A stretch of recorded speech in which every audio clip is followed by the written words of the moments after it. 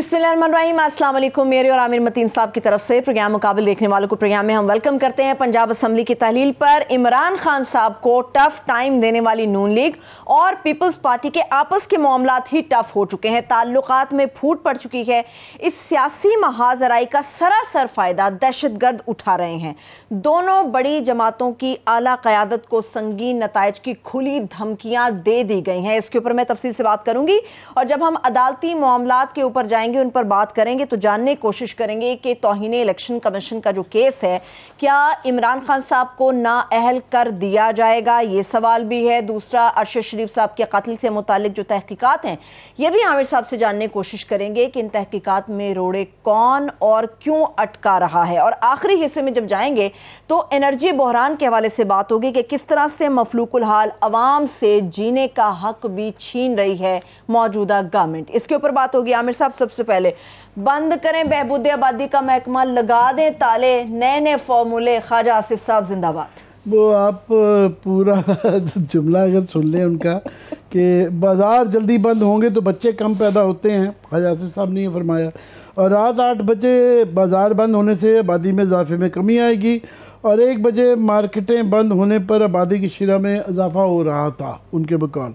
पता नहीं ये उनको अपनी इख्तरा या साइंस का करिश्मा। मेरा आपके पास वो है क्लिप है उसका, अगर अकमल खान साहब दिखा सके। खान साहब मेहरबानी दिखाइए प्लीज। ये जरा क्लिप दिखाइएगा। हमने डिफिकल्ट फैसले जो है माजी में भी किए हैं, कौम की बेहतरी के लिए किए हैं, आइंदा भी अगर मजबूरी होगी तो हम करते रहेंगे।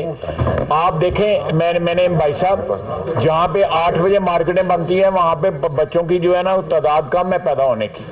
आपकी कितनी एफिशिएंसी है कौम की कि रात के 1 बजे मार्केट बच्चे फिर भी ज्यादा पैदा करते हैं।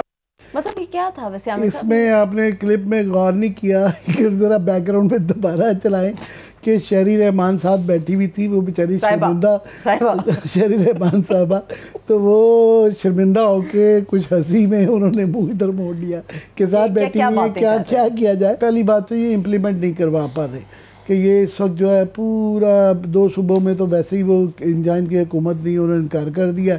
पूरे पाकिस्तान की ताजर बरदरी ने इनकार कर दिया, लोगों ने इनकार कर दिया। अभी मैं इस्लामाबाद से आ रहा हूँ, अपना इस्लामाबाद जो है ना, वहाँ सूबों में तो शिकायत कर सकते हैं जहाँ पे इनकी अपनी हुकूमत है, ये इम्प्लीमेंट नहीं करवा सके। ये एक मंतक होती है, इवन अदालतों के लिए भी होती है कि वो वाले फैसले देने चाहिए जो कि इम्प्लीमेंट हो सकें। आपको याद होगा इफ्तिखार चौधरी साहब ने एक दफ़ा कह दिया था कि जी 50 रुपए की किलो चीनी बेची जाए, और वो उससे फिर सुप्रीम कोर्ट की सुबकी हुई थी। तो इस तरह के फैसले कर देने से एक दिन में आप लोगों की आदतें बदल देंगे। मानते हैं कि जी ये मंतक है कि अंग्रेज़ों के यहाँ ऐसे होता है, हमारे यहाँ ऐसे नहीं होता। चलें, आपने हमें अंग्रेज़ बनाना है तो कोई 10, 20, 30 साल ले लें, इसका मतलब नहीं 10, 20 साल हुकूमत करें। जो एकदम से आपको याद आ गया ये फार्मूले का है। आपको कैसा जब वाटर एंड पावर मिनिस्टर थे उस वक्त ये फार्मूले नहीं थे। उस वक्त वो IPPs को बगैर फॉरेंसिक ऑडिट के वो कह रहे थे इनको पैसे दे दो, डॉलर दे दो, सारा दे दो, और लोग कहते हैं कि हमें मुश्किल में डाल रहे हैं। गवर्नमेंट का काम होता है सोल्यूशन देना।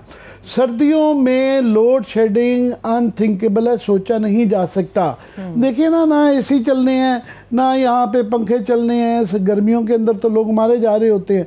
यहाँ पे जो टोटल मेरा हाल 12-14 हज़ार, आप कह रहे हैं 17,000 मेगावाट तक चली गई है, मगर सर्दियों में कभी लोड शेडिंग नहीं होती थी। वो बेसिकली बजाय इसके कि ये कोई सोल्यूशंस लाएं, ये अल्टरनेट एनर्जी का कहें, ये जो है बाकी तरीका कार निकालें, गवर्नमेंट के अपनी ट्रांसपोर्ट, मैं कहता हूँ ट्रांसपोर्ट से शुरू करें। खुद नज़र आए कि जनाब ये PM हाउस की जो है बत्तियाँ बंद हो गई हैं रात को, और प्रेसिडेंसी की बंद हो गई हैं, गवर्नर हाउस की बंद हो गई हैं, तमाम ऑफिस की बंद कर दी गई हैं बत्तियाँ। और वो तो नज़र आए कि इम्प्लीमेंट होते। इनके मिनिस्टर्स कॉलोनी भी मुझे जाने का इत्तेफाक हुआ कल परसों, बत्तियाँ तमाम जल रही हैं, बेवजह भी जल रही हैं। तो खुद सीरियसली लोगों को मुश्किल में डालना है, ये आसान तरीन काम है कि बस लोगों की ज़िंदगी जीरन कर दी जाए, वो अंधेरे में बैठे रहें, गैस भी ना आए, बिजली भी ना आए, और बस उनके लिए ये मामला है। अच्छा आमिर साहब, इसके ऊपर तो एनर्जी क्राइसिस पे जाएंगे तो इस पर मजीद भी बात हम कर लेंगे, मगर एक और भी बड़ी संजीदा, मैं कहूँगी तशवीशनाक सूरत हाल ये है कि ऐसा लगता है कि कलदम TTP ने अपनी पॉलिसी शिफ्ट कर ली है, या पॉलिसी शिफ्ट का आकाश है उनका ये बयान कि अब वो आला क़यादत नून लीग की और पीपल्स पार्टी की उनको टारगेट करेंगे? हमने देखा पिछले कई सालों में सिविलियंस को लेकर, आला क़यादत को लेकर उनकी पॉलिसी थोड़ी डिफरेंट थी, अब उन्होंने दोबारा से इस तरफ अपना रुख कर लिया है। नहीं, पॉलिसी शिफ्ट बिल्कुल नहीं है उनकी, हमेशा से दहशतगर्दी की पॉलिसी थी, वो उस पर ही गामजन है। वहाँ कभी उसमें तेज़ी आ जाती है, कभी कमी आ जाती है, तो ये दोबारा तेज़ी की दी है। बड़ी खौफनाक उन्होंने धमकी दी है, और धमकी सिर्फ उन्होंने नून लीग को दी है और जो है पीपल्स पार्टी को दी है, जो कि बड़ी ही, मैं कहता हूँ, संजीदा बात भी है और बड़ी ख़तरनाक बात भी है। बिलावल को धमकी देना ख़ास तौर पे, क्योंकि बिलावल के जो नाना थे उनको फांसी हुई, बीबी मोहतरमा आगे शहीद हुई है, तो ये तो बहुत सोचना ही जो है ना बड़ा एक तकलीफ हो जाती है। तो मगर अब क्या करें कि ये इनका एक शेवा रहा है, हमारी अपनी पॉलिसी भी है। कि राना सनाउल्लाह का साहब का अब साज वही बयान आ गया कि जी वो कहते हैं कि दहशतगर्द जो है ना तहरीक तालिबान पाकिस्तान के साथ मुज़ाकरात की मेज़ पर लाएंगे, और जो है वो कौमी सलामती कमेटी के अंदर से बड़ा सख्त मैसेज दिया गया था कि इनका ज़ीरो टॉलरेंस है और इनको हम जो है इनको छोड़ेंगे नहीं। शायद लग रहा था कि ऑपरेशन किया जाएगा। ये साथ उसी पॉलिसी में कह रहे हैं कि जनाब ये उनसे बात भी की जा सकती है, उनमें से बैड तालिबान जो है उनको करेंगे, गुड तालिबान को माफ़ कर देंगे। वो ये वही पॉलिसी है जिसकी वजह से ये इस नहज तक हम पहुँचे हैं। और दरमियान में ये देखें ना, गुफ्तगू भी उनसे होती रही है, कभी कभी डायलॉग शुरू कर देते हैं वो, और करते भी ऐसे लोग हैं जिनके कोई क्रेडेंशियल्स नहीं। कभी जो बैरिस्टर सुल्तान साहब आ जाते हैं, बैरिस्टर साहब साहब आ जाते हैं, वो कहते हैं ये तो बड़े अच्छे लोग हैं, हमारे भाई हैं। फिर पता चलता है कि स्वाद में फॉर एग्ज़ाम्पल कि वो मुस्लिम खान होते थे एक, और एक और कमांडर जिनके ऊपर सैकड़ों लोगों को मारने का इल्ज़ाम है। ये खबरें आ रही हैं इस तरह की, सर्कुलेट कर रही हैं कि शायद उनको भी रहा कर दिया गया है और उनको इजाज़त भी दे दी गई वहाँ आने की। तो ये जो पॉलिसी है ना, back and fourth, on end of, तो उससे ये पनपता है। पहले भी जब भी उनको ये मौका मिला गया, टेबल पे लाने की बातें की गई, उन्होंने उस वक्त का इस्तेमाल किया, और उसके बाद उन्होंने अपनी दहशतगर्दी बढ़ाई। तो ये कल पता नहीं ये शर्मिंदा इस्टेब्लिशमेंट को कर रहे हैं, फौजी क़यादत को कर रहे हैं कि कल नेशनल सिक्योरिटी काउंसिल के अंदर जो है ये फैसले हुए और एक बड़ा लाउड एंड क्लियर मैसेज दिया गया लोगों को, इस लिए बड़ा हौसलामंद था। तो आज उनकी ये धमकी आई है, और बात यह है कि जो मैक्सिमम वो कर सकते हैं वो कर रहे हैं, उन्होंने कुछ छोड़ा नहीं है, क्या कुछ नहीं किया।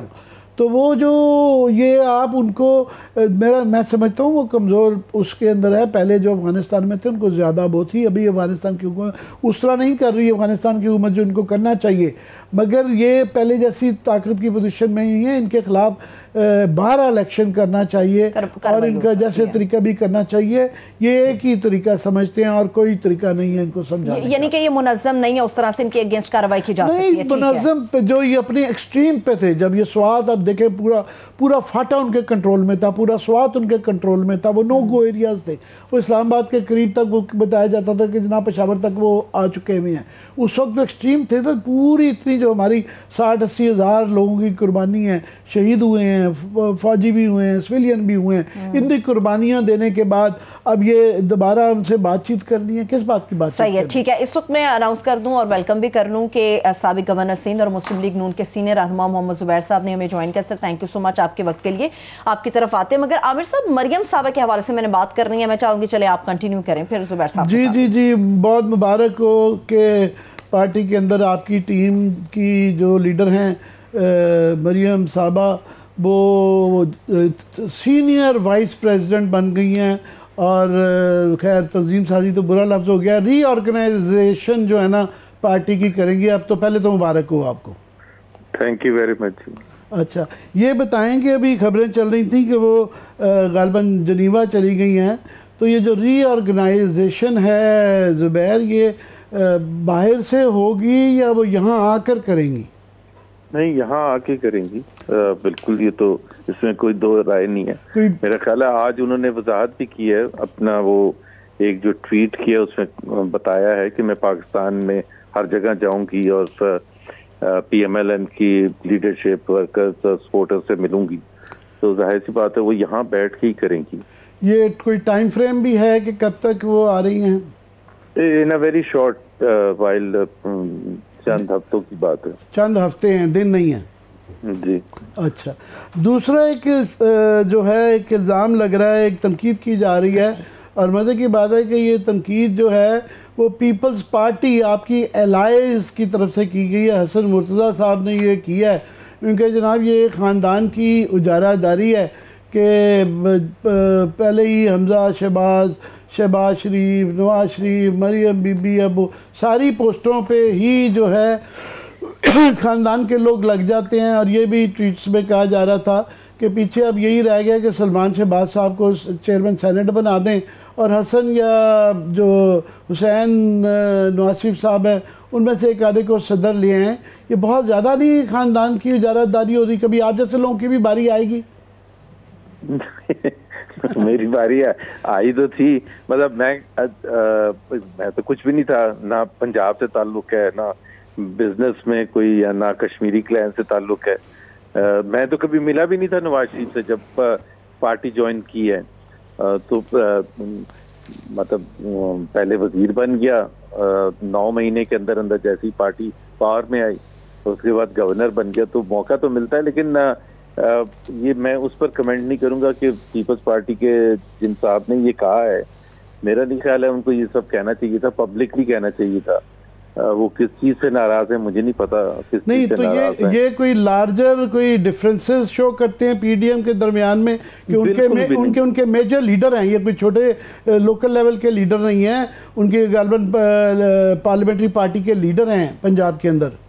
देखिए मैंने आमिर, आपको पता है कि उतार चढ़ाव हुआ है 2021 में जब वो पीडीएम से निकले थे, पीपल्स पार्टी जब उन्होंने एग्री नहीं किया था लॉन्ग मार्च या इस्तीफे देने का, तो उस वक्त वो अलग हो गए थे और एक दूसरे पर हमले भी किए गए थे। मतलब बयानात की हद तक मैं बात करूं, बिलावल, मरियम नवाज सारे, उससे पहले कुछ अर्से पहले बहुत अच्छे ताल्लुकात थे, बहुत ज्यादा अच्छे ताल्लुकात थे, खास तौर पर मरियम नवाज और बिलावल के दरमियान, और इवन जरदारी साहब भी। और शहबाज शरीफ जब आए तो जेल से बाहर आए थे तो उन्होंने उसको ठीक भी कर दिया था, ताल्लुकात खराब हुए थे, ऑन ऑफ होते रहे दरमियान में अच्छे बुरे इलेक्शनों के। कह रहा था, अब मैं ये कह रहा था कि इस वक्त जितने अच्छे हैं, मतलब पिछले 6-8 महीने में, मैंने पिछले 5-6-7 साल में कभी नहीं देखा था इतनी अच्छी अंडरस्टैंडिंग है। ये आपने अभी कहा कि जो है मैं तो कश्मीरी क्लैन का भी नहीं था, मुझे उन्होंने गवर्नर बना दिया, इसे क्या मतलब था आपका? मेरा मतलब ये था कि वो आपने कहा ना आप जैसों को भी कभी मौका मिलेगा तो मैंने उस पर मैंने कहा था कि मतलब I did not take any money, ना मेरी कोई कॉन्स्टिट्यूंसी थी, तो बावजूद इसके वो जो मतलब अच्छी खासी पोजीशन मिल गई थी। तो आई डोंट थिंक सो वो जायज है। देखिए मैं एक चीज वजाहत कर दूं, मरियम नवाज को सीनियर वाइस प्रेसिडेंट बनाया है। मरियम नवाज पिछले 3-4 साल से PMLN की मियां नवाज शरीफ तो बाहर थे, उनको छोड़ के सबसे ज्यादा जिसको पॉपुलर सपोर्ट ड्रामा कर सकती थी वो मरियम नवाज थी। तो ये नहीं है कि कोई भी अगर उनका बच्चा होता नवाज शरीफ का तो उसको ये मौका मिलता। अभी भी आप किसी से इंडिपेंडेंटली भी पूछ लें कि सब PTI वाले भी कंसीड करेंगे कि बिल्कुल कैरिस्मा उनके पास है, बिल्कुल मैं कोई इस पे किसी को शक है ही नहीं। ये तारिक अजीज साहब एक रिपोर्टर हैं हमारे भाई, बहुत अच्छी रिपोर्टिंग करती हैं, बड़ी मुसद्दका रिपोर्टें होती हैं उनकी। दुनिया अखबार में ये खबर है कि उनको ये पहला स्टेप है उनको पार्टी का सदर बनाने के लिए, क्योंकि आइन के अंदर है कि सीनियर वाइस प्रेसिडेंट होना बड़ा ज़रूरी है सदर बनने के लिए। और नॉर्मली ये हमेशा यौम तासीस के मौके पे जनरल असम्बली का इजलास होता है या इलेक्शन करवाए जाते हैं। इस दफ़ा डायरेक्टली उनको करवा दिया गया है क्योंकि शहबाज शरीफ साहब फेल हो चुके हैं और अब लगता है कि मरियम बीबी ही आएंगी तो जो पार्टी को दुरुस्त करेंगी। जहाँ जो मुझे इल्म है और अच्छा खासा इंसाइट कि ये कैसे डेवलप हुआ था और इनको सीनियर वाइस प्रेसिडेंट, देखें ये अभी कुछ अर्से से जो बातचीत हो रही थी वो ये थी, आपको पता है, सबको पता है कि एक जो इस वक्त हदफ है सब पॉलिटिकल पार्टीज के लिए वो 2023 का इलेक्शन है। ये तो इंटरिम पीरियड है, एक शॉर्ट टर्म है जिसमें जो भी है उसमें उसको देखते हुए कि जो लोग मौजूद हैं हुकूमत में वो तो इलेक्टोरल पॉलिटिक्स कर नहीं सकते, वो रीऑर्गेनाइजेशन कर नहीं सकते, ना शहबाज शरीफ ना दूसरे जो लोग हैं, सेक्रेटरी जनरल एहसन इकबाल हैं, ख्वाजा आसिफ हैं। तो एक आपको एक पैरेलल एक पार्टी स्ट्रक्चर को तो मजबूत करना है ना, और टाइम इतना कम रह गया, तो ये इसके पीछे बैकग्राउंड। ये वैसे तो जुबैर जिनके आप नाम ले रहे हैं, इनको 30-30 साल हो गए हैं, तजर्बा उनका है। तो मरियम बीबी नो डाउट के बड़ी कैरिस्मेटिक हैं, नो डाउट के बड़ी टैलेंटेड हैं, उन्होंने अपने बात को मनवाया है, मगर ये तंजीम साजी जो है रीऑर्गेनाइजेशन पार्टी की, ये बड़ा एक टेक्निकल काम है। फॉर एग्ज़ाम्पल आपको पता है कि मुस्लिम लीग की जो तंजीम साजी की गई थी वो नवाज शरीफ साहब ने नहीं, वो गुलाम हैदर वाई साहब ने की थी, जो निचले लेवल से आए थे, बिल्कुल ग्रास रूट से, काउंसलर बने, MPA बने, चीफ मिनिस्टर बनाए गए। तो ये उनके ज़ुम्मे था, वो ये बुनियाद रखे गए थे कि आज तक ये मुस्लिम लीग चल रही है। तो आपके ख्याल में ये जो 5-6 साल से एक्टिव हुई हैं, कभी इन्होंने पार्लियामेंट की मेंबर नहीं रही हैं, बैकग्राउंड से पॉलिटिक्स जो है रन की गई है, ये तंजीम साजी कर लेंगी? देखिए ना, एक तो मैंने ये नहीं कहा था कि ख्वाजा आसिफ में या एहसन इकबाल वगैरह में कैपेसिटी नहीं है, लेकिन मैं ये कह रहा था कि वो हुकूमत का हिस्सा है। तो सुबह से लेकर रात तक तो वो अपनी मिनिस्ट्री चलाते हैं, और पता चला कि जी PTI सारा जोर पर इलेक्टोरल पॉलिटिक्स पर कर रही है और 24/7 पॉलिटिक्स कर रही है, जो कि जाहिर है उनका हकीकत है।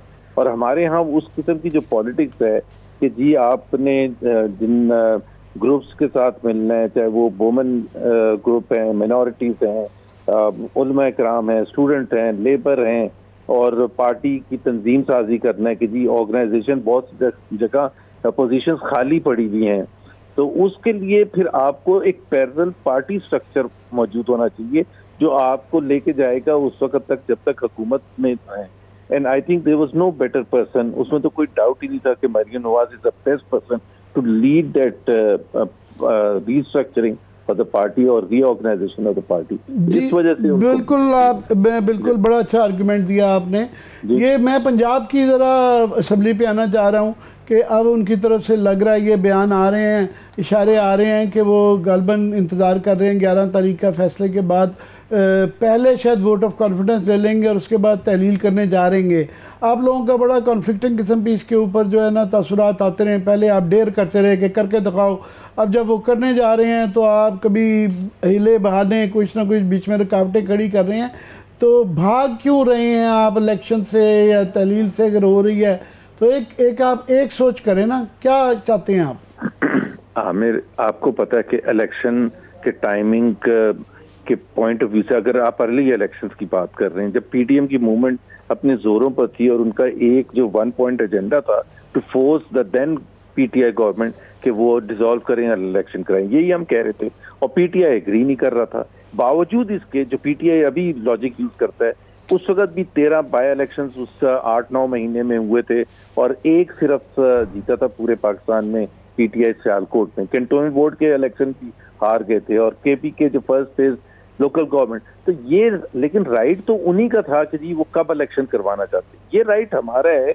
हम भी समझते हैं कि अगर मुल्क में एक साथ इलेक्शन होंगे जिसमें सूबाई इलेक्शन की, हालांकि कोई रुकावट नहीं है आइन के तहत, लेकिन हम ये हमारी भी तो चॉइस है कि हम जितनी भी कोशिश करें कि ये इलेक्टोरल प्रोसेस में पंजाब ना जाए। ये हमारी अपनी मंतक है कि हम समझते हैं कि जब पूरा पाकिस्तान इलेक्शन में जाएगा तो उससे PDM या PMLN को ज्यादा बेहतर मौका मिलेगा, यानी कि नून लीग अपनी स्ट्रेटेजीज के साथ आगे बढ़ेगी। बहुत शुक्रिया, thank you so much Mohammad Zubair साहब। हमारे साथ साबिक गवर्नर सिंध मुस्लिम लीग नून के सीनियर रहनुमा मौजूद है। एक छोटी सी ब्रेक की तरफ चलते हैं, ब्रेक से वापस आएंगे तो अदालती जो मामला है उनके ऊपर बड़ी तफसील के साथ हम बात करने जा रहे हैं, जिसमें तौहीन इलेक्शन कमीशन का केस है खान साहब के अगेंस्ट, क्या वो नाअहल हो सकते हैं, और सेकेंडली अशर शरीफ साहब के कत्ल की तहकीकात के हवाले से कुछ अहम इंकशाफात है वो भी आपके सामने रखेंगे। Stay with us.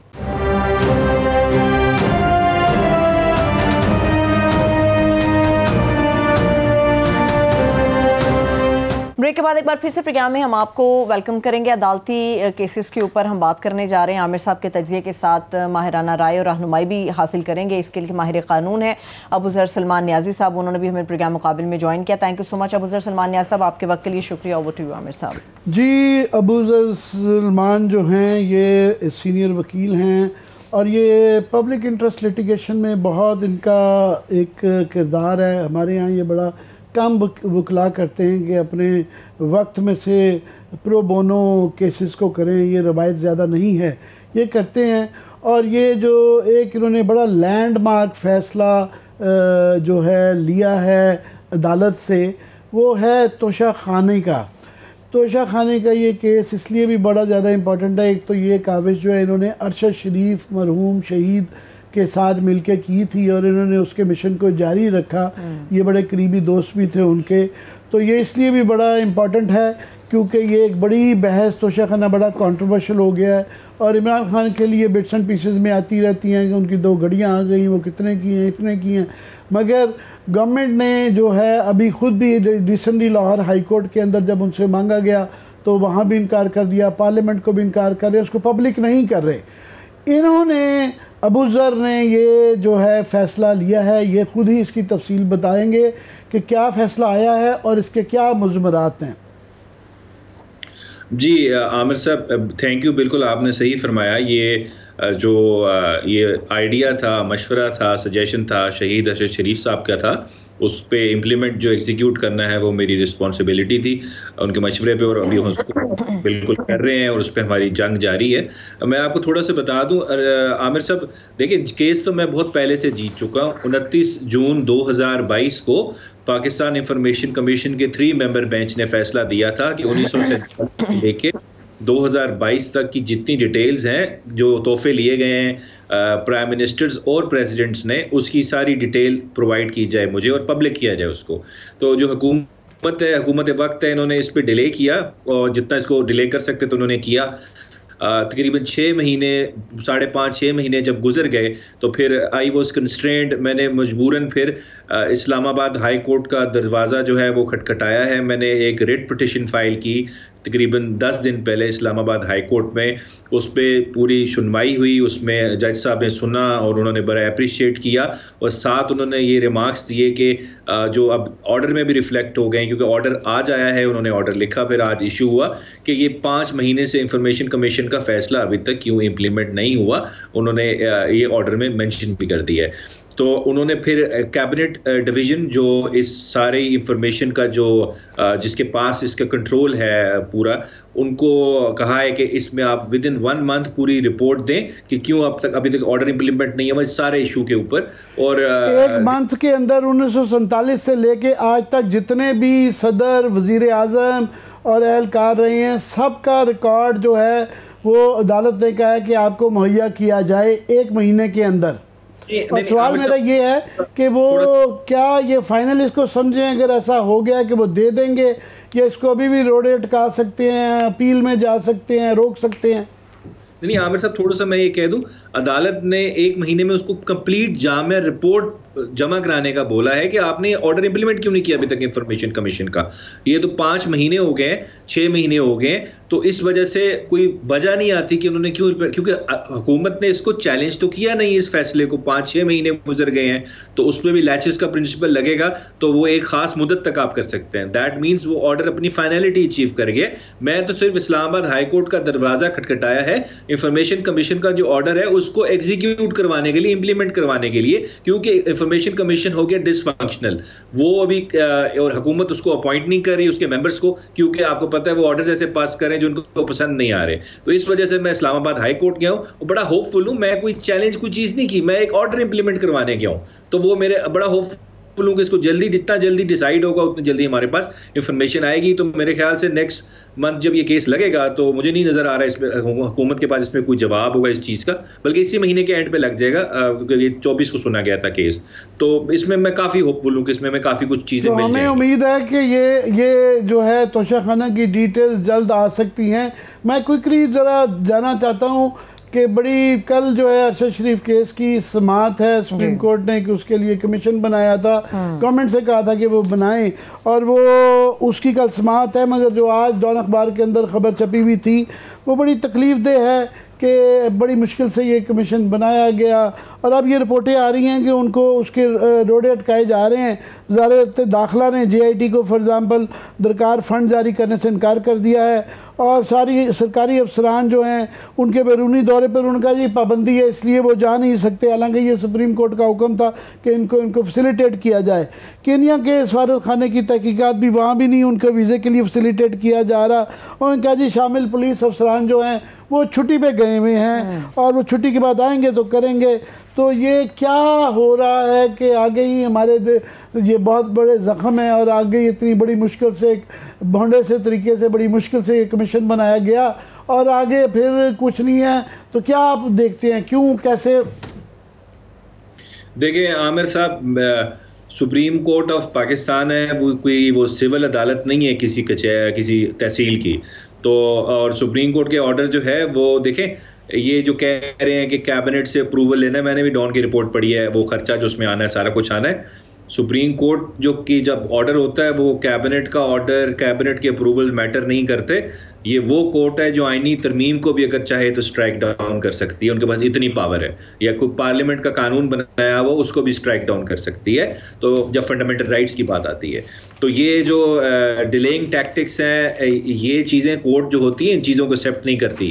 कोर्ट का एक ऑर्डर है, कोर्ट ने कहा उसको इम्प्लीमेंट करें, अगर आपको कोई प्रॉब्लम आती है तो आप हमें बताएं, हम आपको फैसिलिटेट करेंगे, हम रेलेवेंट ऑर्डर्स पास करेंगे तो आपको फैसिलिटेट किया जाए और आप आराम से इन्वेस्टिगेशन करें, पूरे भरपूर तरीके एफिशिएंट और इफेक्टिवली उसको करें। तो मेरे ख्याल से ये जो हुकूमत का जो रवैया है ये ज़ख्मों पे बिल्कुल आप ठीक कह रहे हैं, मरहम लगाने के बजाय ये ज़ख्मों पे नमक छिड़कने के मुतरादिफ है। इस वजह से कोर्ट जो है इस चीज़ पे मेरे ख्याल से कोर्ट को बड़ा सख्ती से रिएक्ट करना चाहिए, और अगर कोई भी सुस्ती या कोई भी काहिली हुकूमत की तरफ से नजर आ रही है तो कोर्ट को उसको फिल करके खुद ही गैप को इनको डायरेक्शन दे, नहीं तो इनको कंटेम्प्ट पे चार्ज किया जाए। अच्छा, अगर ये कोर्ट ठीक है। अफजल साहब, बहुत सारी चीजें हैं जो आपस में एक दूसरे के साथ लिंक है, जैसे तोशाखाना का जिक्र किया, वो अशरफ शरीफ साहब तक गुफ्तगू गई। अशरफ शरीफ साहब का जब जिक्र करेंगे तो खान साहब तक गुफ्तगू आएगी। इमरान खान साहब की जब बात करते हैं तो तौहीन इलेक्शन कमीशन का केस है। क्या आपको लगता है कि किसी सतह पर हालात इस नहज के ऊपर है कि खान साहब नहल हो सकते हैं? इलेक्शन कमीशन के पास किसी भी कायद के सियासी मुस्तकबिल का इख्तियार इस हद तक मौजूद होता है या नहीं, या वाकई आपको लगता है कि नहीं ये सिर्फ चय मगोइयां, ऐसा कुछ भी होने नहीं जा रहा? और if I may add Abuzar कि ये इलेक्शन जो सुप्रीम कोर्ट का ये जो फैसला आया है उसके बाद ये तासुर दिया जा रहा है कि इलेक्शन कमीशन के पास जो है ना हाई कोर्ट वाले इख्तियार हैं कंटेम्प्ट के, और किसी टाइम भी वो गिरफ्तार भी कर लेंगे, वारंट भी जारी कर देंगे, और ना हेल्थ तो वो पहले कर चुके हैं। 5 साल तक इमरान खान सियासत से बाहर हो जाएंगे।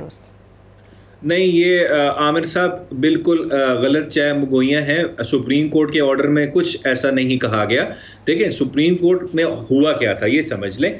इलेक्शन कमीशन सुप्रीम कोर्ट में गई आर्टिकल 186A के नीचे कि जो 3 पिटिशंस हैं असद उमर, फवाद चौधरी साहब और इमरान खान साहब की, जिनमें उन्होंने कंटेम्प्ट नोटिस चैलेंज किए हुए हैं, उन्होंने कहा कि इनको इकट्ठा कर दें, आप एक ही जगह सुने जाए। तो सुप्रीम कोर्ट ने इलेक्शन कमीशन की वो बात नहीं मानी और रिजेक्ट कर दी वो बात, और साथ कहा कि हाई कोर्ट में केस पेंडिंग है ऑलरेडी और हाई कोर्ट ने आपको फाइनल ऑर्डर पास करने से मना किया हुआ है, और वो आप बाकी प्रोसीडिंग्स चलाएं, आपने जो चलानी है, लेकिन अगर फाइनल ऑर्डर पास करना है जिससे इमरान खान साहब को आपने फॉर एग्जांपल नाहल करना है, कुछ करना है, तो you can not do that. आप वो नहीं कर सकते। आप प्रोसीडिंग्स अपनी जारी करें लेकिन आप फाइनल ऑर्डर नहीं पास करते, कि हाई कोर्ट ने रोका हुआ है और सुप्रीम कोर्ट ने वो हाई कोर्ट का ऑर्डर सेट असाइड नहीं किया, उसको रहने दिया है। और साथ उसमें ये भी लिखा हुआ है कि कोई एडवर्स एक्शन भी नहीं ले सकते, कोर्सिव मेजर्स भी नहीं ले सकते। तो दूसरी बात जो अहम बात है, देखिए इसमें कहा क्या जा रहा है, जो फैसल चौधरी साहब है उन्होंने बड़ी अच्छी पिटीशन बनाई है जो ये केस कर रहे हैं। उन्होंने कहा है कि इलेक्शन कमीशन जो है वो कोर्ट ऑफ लॉ नहीं है, तो इस वजह से इसके पास कंटेम्प्ट की पावर्स भी नहीं है। सुप्रीम कोर्ट राजा आमिर जमान केस में 2015 में और हनीफ अब्बासी केस में 2018 में ये कह चुकी है कि election commission is not a court और अ ट्रिब्यूनल। सो अगर वो नहीं है तो उनके पास कंटेम्प्ट की पावर्स नहीं है। आर्टिकल 204 है कॉन्स्टिट्यूशन का जो कंटेम्प्ट की पावर। ये एक और हम क्विकली आपके वक्त से ज्यादा फायदा उठाना चाह रहे हैं।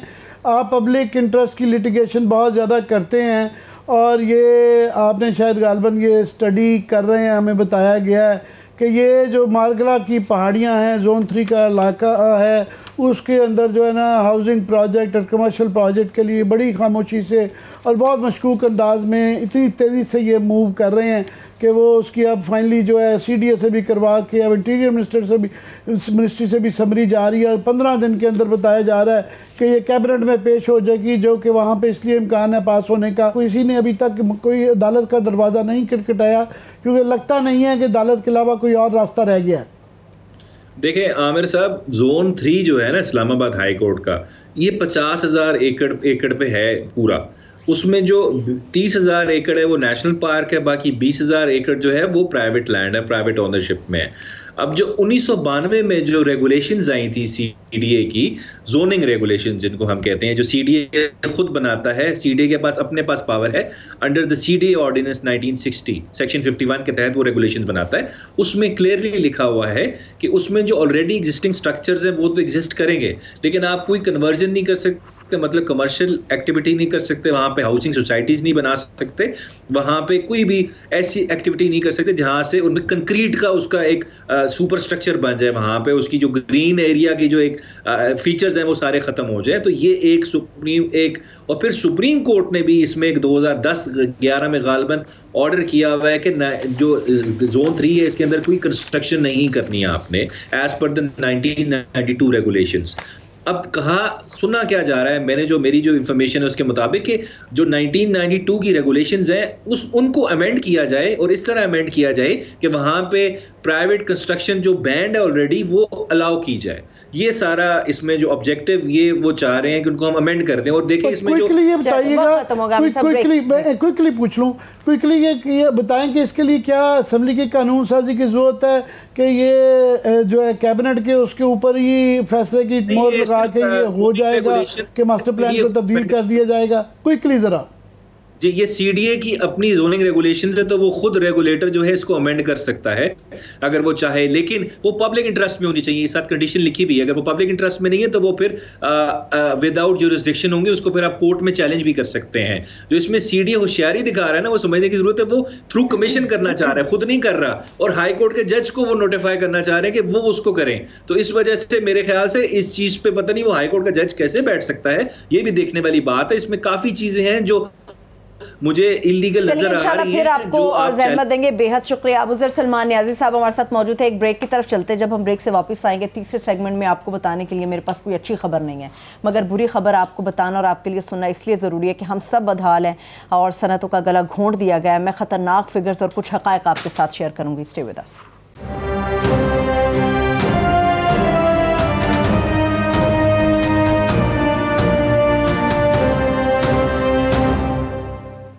ब्रेक के बाद एक बार फिर से खुश आमदेद कहेंगे प्रोग्राम में। आमिर साहब, मैंने अच्छी बुरी खबरें क्या देनी है, इस काम के लिए हमारे सियासतदान काफ़ी हैं। एक वाइट पेपर जारी करती है तहरीक इंसाफ और उसे मुस्तरद कर दिया डार साहब ने कि बिल्कुल झूठ है, सच्चा कौन है झूठा कौन है। भाई ये जो है ना पाकिस्तान में, क्योंकि ये समझते हैं कि लोग जो हैं वो बिल्कुल नाबलद हैं और वो घास खाते हैं और उनको किसी को पता नहीं है, हालांकि मेरा ख्याल बहुत शऊर बढ़ चुका हुआ है। वो कहा जाता है, एक मकूला है कि झूठ होता है, फिर बहुत बड़ा झूठ होता है और फिर शुमारियात होती हैं। ये शुमारियात जो है ना स्टैट्स को जिस तरह मर्जी ट्विस्ट करके हर हुकूमत अपनी मर्जी के निकाल के वो पेश कर देती है। तो वो PTI ने अपने मुताबिक अपने 4 साल की वो छोड़ के आखिरी साल उनका क्योंकि बड़ा बेहतर था उसके मुताबिक पेश कर दी। इसाक डार ने वो भी ट्विस्ट करके कर दिया। मगर at the end of the day आखिर में होना ये देखना ये जाता है कि आज की क्या सूरत हाल है। लोग इसमें कंसर्न नहीं होते हैं कि जनाब माजी में क्या था, ये था, वो था। आज की हकीकत ये है कि बहुत बुरे हालात हैं, महंगाई के बहुत बुरे हालात हैं, बिजली पानी सब कुछ महंगा है। और इसाक डार की क्रेडिबिलिटी ये है कि इसाक डार साहब इन लोगों को जब तसल्ली देते हैं कि डिफ़ॉल्ट नहीं कर रहा, कुछ नहीं होगा, तो उसके बाद अगले दिन 500 पॉइंट जो है ना स्टॉक एक्सचेंज ड्रम से गिर जाती है। उनकी कोई बात मानने को इस वक्त तैयार नहीं है। आज ये उनके अपने छोड़े इस्माइल साहब जो है, मुफ्ता इस्माइल साहब, वो उनकी बातें सुन लें तो इसाक डार साहब के हवा पंक्चर निकल जाता है, गुब्बारे में से हवा निकल जाती है।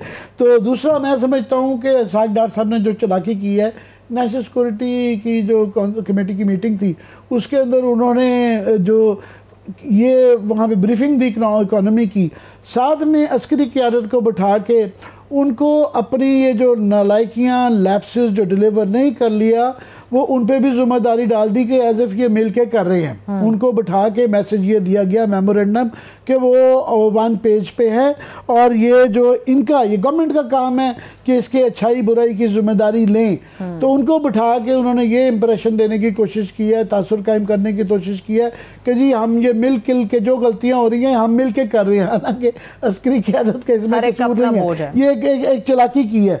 मगर मैं इसहाक डार साहब का सिर्फ ये बता देता हूँ कि आज का ये अगर अकमल खान साहब दिखा सकें, आज का डॉन अखबार का बिजनेस पेज जो होता है ये बड़ा फोकस्ड इनका इसके ऊपर बिजनेस पे वो होता है, इसके ऊपर कोई अच्छी खबर नहीं है, तमाम ही बुरी खबरें हैं। सबसे बुरी खबर मैं समझता हूँ ये है कि कॉटन की जो हमारी कपास की फसल है वो सिर्फ 4.6 मिलियन बेल्स पे आ गई है। ये पहले 15 मिलियन बेल तक गई थी, फिर 13 तक आई, पिछले साल ये 7-8 मिलियन तक गई थी, अब ये उससे भी आधी रह गई है, गालबन 36% के करीब आया। पिछले साल जब ये कम हुई थी 12 से 8 पे आई थी तो हमें $6 बिलियन का नुकसान ओवरऑल कपास बाहर से मंगवाने पे, उसका फिर इनडायरेक्टली टेक्सटाइल पे था। तो ये मुझे पता नहीं कि ये क्या होगा। सुना देती हूँ ना मैं आपको बुरी खबर, हम कह के थक गए। सोयाबीन के जो जहाज हैं वो 2 माह से क्लियरेंस के मुंतजर हैं, खड़े खड़े जुर्माना हो रहा है। जी, सोयाबीन की तो अर्जेंसी है कि हम यहाँ पे कई प्रोग्रामों में कह चुके हैं कि वो पोल्ट्री की फील्ड जो है उसके बगैर नहीं बन सकती, उससे पोल्ट्री फार्म बंद हो जाएंगे, मुर्गियाँ मिलनी बंद हो जाएंगी, अंडे मिलने बंद हो जाएंगे। उन बेचारों के जहाज वहाँ पे खड़े हुए हैं और वो जो है रोज़ का उनको डैमेज पड़ रहा है, जुर्माना पड़ रहा है, मगर यहाँ पे गवर्नमेंट है वो परवाह ही नहीं कर रही। हमारा चीमा साहब को है ना, चीमा साहब जो है ना उन्होंने आज फिर ये कह दिया है कि जी उसके अंदर जहर आलूदा है। चीमा साहब को ये नहीं पता कि वो पता नहीं किसके इशारे पे चल रहे हैं, हालांकि अल्हम्दुलिल्लाह हमजा साहब जो है उनकी अपनी कुकड़ियाँ हैं जो है अपनी कुकड़ियाँ, मुझे नहीं पता किसका बदले कुकड़ी कहा जाता है ना वहाँ पे पंजाबी के अंदर, लाहौर में कुकड़ी कहा जाता है, मुर्गी को हर एक को पता कुकड़ी क्या है। उन्हें क्या जी जहर आलूदा है, उनको ये नहीं पता सिंध हाई कोर्ट ने ये इस चीज़ को कि इसके अंदर टॉक्सिसिटी कि जहर था कि नहीं था, ये जो बीज लाया जा रहा था उन्होंने क्लियर कर दिया हुआ था कि जनाब इसके अंदर कोई टॉक्सिसिटी नहीं है। मगर कहीं सियासत खेली जा रही है, किसी को कहीं पे कोई प्रॉब्लम है, कोई पैसे नहीं किसी को मिल रहे, ये मामला है। चलिए हम इसका फॉलोअप भी देखने वालों को देते रहेंगे। Thank you so much Aamir साहब, देखने वालों को शुक्रिया, अपना ख्याल रखिए, खुदा हाफिज।